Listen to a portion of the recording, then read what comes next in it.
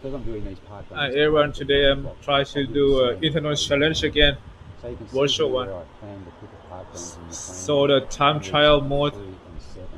and let's just add some Now, also more in week friends. 3, I'm introducing Okay, some strides myself, after some runs, but this twice a guy. week. I love strides. They're a hidden gem. They get you turning the legs Okay, over let's in a have some position friend without too to much compare stress with. on the body. I'll keep this. Let's go.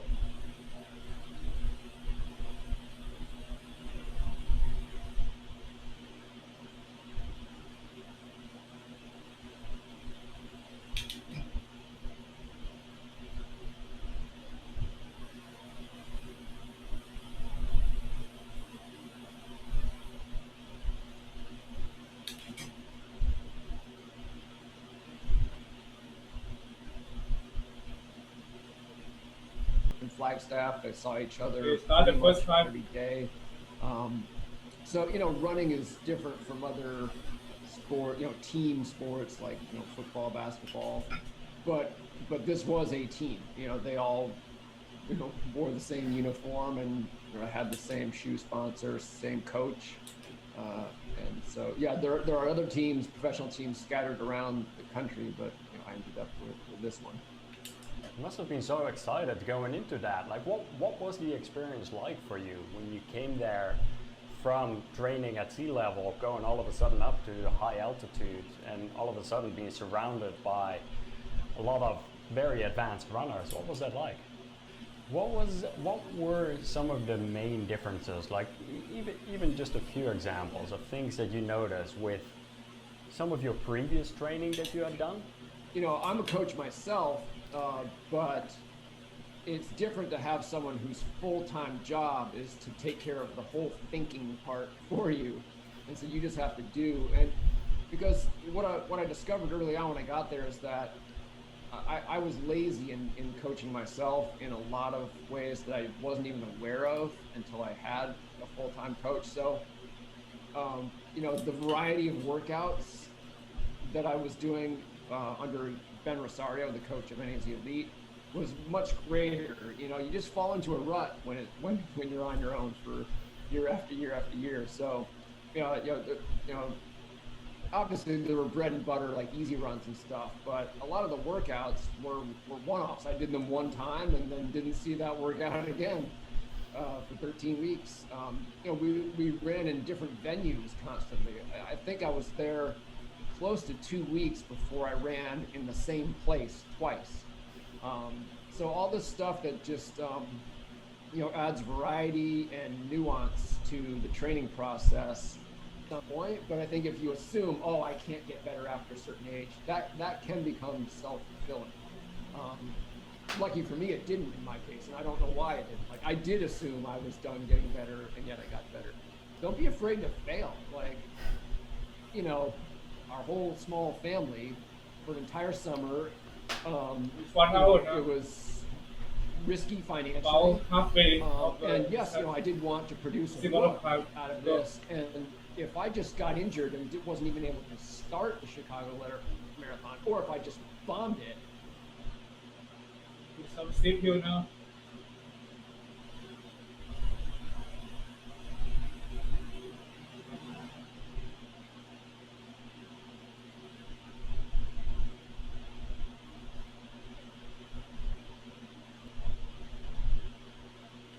Freaking 90%. Crap. Let's go.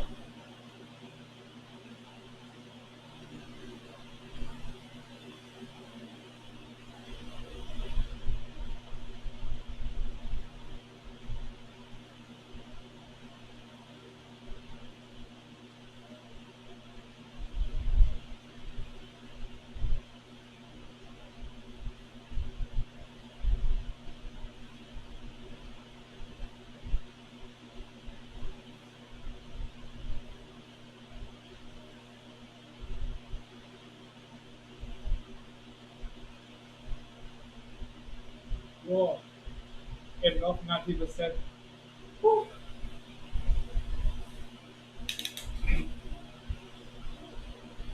Nice.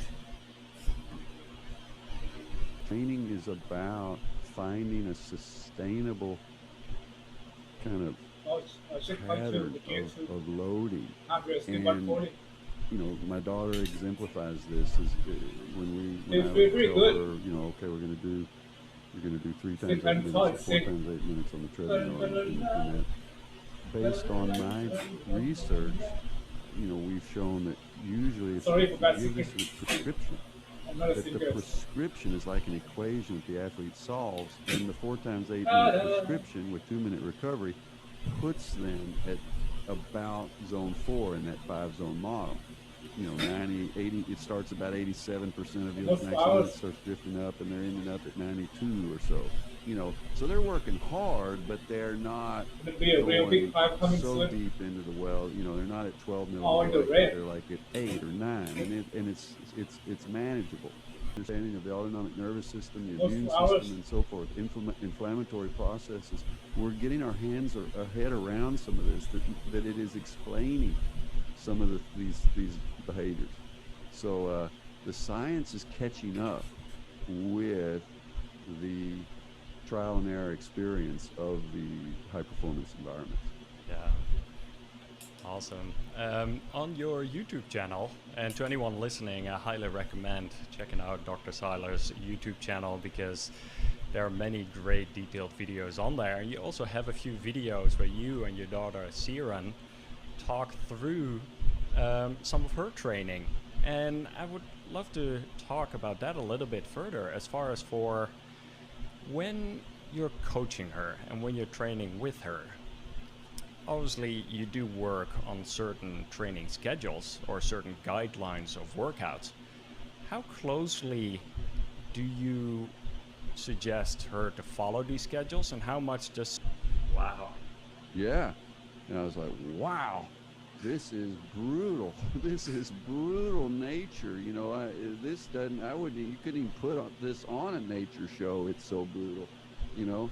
And so I had to start from scratch and redo it, and finally got the litters. But it was such a good example of this fundamental issue, which is that our bodies are in.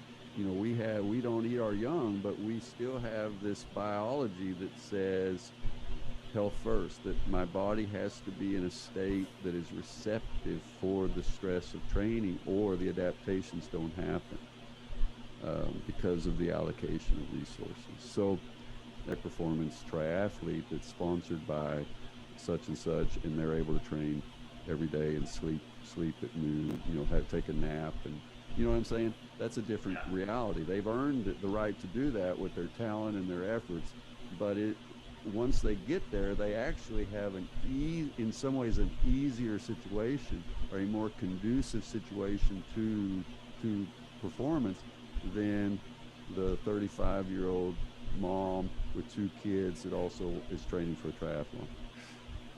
Yeah, and I see it around me too. Some of my friends who are indeed like parents of 2 kids who have a full-time job, we're still trying to go out there 20, 25, sometimes 30 hours a week, and it's at that point it becomes a fine line with how much can you sleep and how much can you train too, because I also see athletes making that mistake where sleep gets compromised, whereas a lot of training benefits come from that part again. So yeah, it's all about that fine line there. Forms? For the students, if you're a student, if you're connected to academia and things like that, then I am on what's called ResearchGate, which is, you know, a repository or kind of social media for science geeks, but it is also a repository of a lot of the research publications. So it's a place where you can download articles and stuff that I've actually published, that, you know, the substance behind the message here. So that's a